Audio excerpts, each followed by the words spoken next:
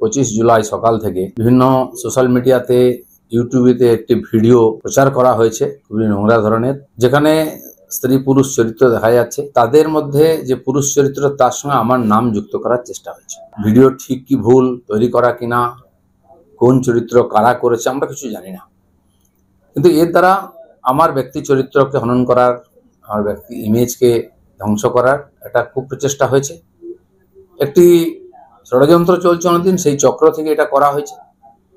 সেই জন্য আমার মনে হয়েছে যে এটার সত্য সামনে আসা উচিত এবং যারাই চক্রান্ত করছে তাদেরকে আইনের সামনে আনা উচিত। আমি পুলিশের সাইবার ক্রাইমেতে সর্বোচ্চ অফিসেতে আমার তরফ থেকে কমপ্লেন করেছি। এই চক্রান্তের পেছনে কি দলের লোকেরা না বিরোধী দলরা আছে সেটা তো পুলিশ তদন্ত করে বার করবে, কে আছে কি না আছে। সন্দেহের বশে কিছু বলা সম্ভব নয়, সব হতে পারে। একাধিক ঘটনা ঘটেছে, একাধিক লোক থাকে তার মধ্যে, আর আইনতে সব সম্ভব। সেই জন্য আমরা আইনের দ্বারস্থ হয়েছি, আইন দেখবে। পুলিশ যদি এমনি না করে আমি হাইকোর্টেও যাব, সে ব্যবস্থাও রেখেছি। ভাইরাল ভিডিও ঘিরে বিতর্ক, লালবাজারে অভিযোগ দিলীপ ঘোষের। লালবাজার সাইবার ক্রাইমে অভিযোগ বিজেপি নেতার, আমাকে কালিমালিপ্ত বদনাম করার চেষ্টা চলছে।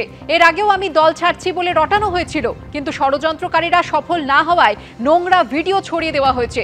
আইনের দ্বারস্থ হয়েছি, সাইবার ক্রাইমে অভিযোগ জানিয়েছি। পুলিশ ব্যবস্থা না নিলে হাইকোর্টে যাওয়ার হুঁশিয়ারি দিলীপ ঘোষের।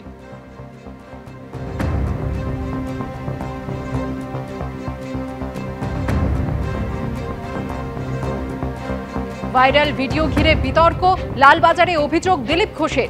লালবাজার সাইবার ক্রাইমে অভিযোগ জানিয়েছেন বিজেপি নেতা।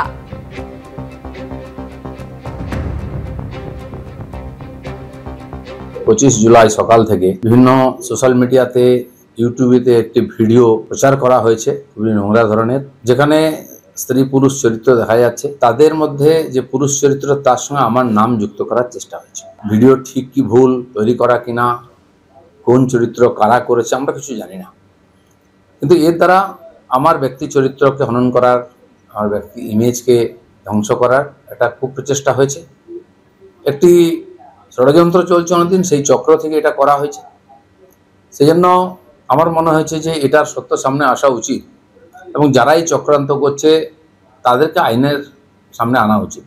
আমি পুলিশের সাইবার ক্রাইমেতে সর্বোচ্চ অফিসেতে আমার তরফ থেকে কমপ্লেন করেছি। এই চক্রান্তের পেছনে কি দলের লোকেরা না বিরোধী দলরা আছে সেটা তো পুলিশ তদন্ত করে বার করবে, কে আছে কি না আছে। সন্দেহের বশে কিছু বলা সম্ভব নয়, সব হতে পারে। একাধিক ঘটনা ঘটেছে, একাধিক লোক থাকে তার মধ্যে, আর আইনতে সব সম্ভব। সেই জন্য আমরা আইনের দ্বারস্থ হয়েছি, আইন দেখবে। পুলিশ যদি এমনি না করে আমি হাইকোর্টেও যাব, সে ব্যবস্থাও রেখেছি। ব্যক্তিগত কারো ক্ষেত্রে সম্মতিতে এটা ঘটে থাকলে সমস্যা নেই, কিন্তু পাবলিক লাইফে থাকলে তাকে নিয়ে সমস্যা আছে। কিছুর পরিবর্তে অর্থনৈতিক বা রাজনৈতিক সুবিধা পাইয়ে দিলে সমস্যা আছে। সর্বোপরি মূর্খ এবং নির্বোধ অহংকারী হলে বেজায় সমস্যা আছে। বিদ্যাসাগর তো বলেই গেছেন, মূর্খের অশেষ দোষ। কটাক্ষ করে পোস্ট করেছেন তথাগত রায়।